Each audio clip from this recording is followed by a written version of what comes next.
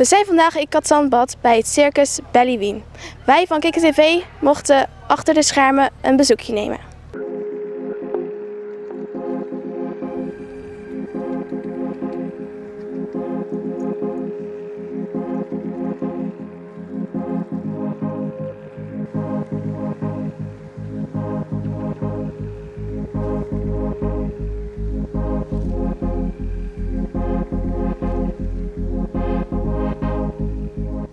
Wat gebeurt er allemaal in een circus?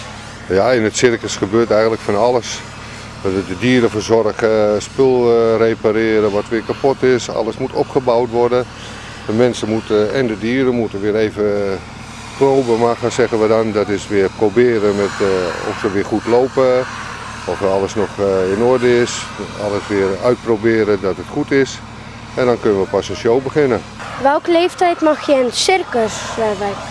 Ja, je wordt in het circus eigenlijk geboren, dus de leeftijd maakt in feite niet zoveel uit. Als jij als buitenstaander een goede act hebt, dat je goed kan jongleren of andere dingen goed kan, dan kan je het circus al in. Alleen, ja, je moet natuurlijk wel van je vader en moeder mogen.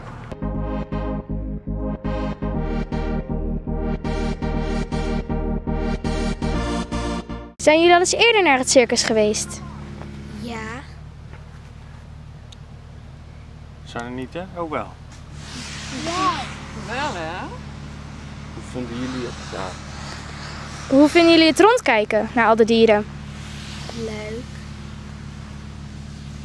Hoe vind jij het rondkijken, Sanne? Mooi, hè? Hoe vinden jullie het als ouders om rond het circus te lopen? Ik vind het heel leuk om zo die dieren zo te zien.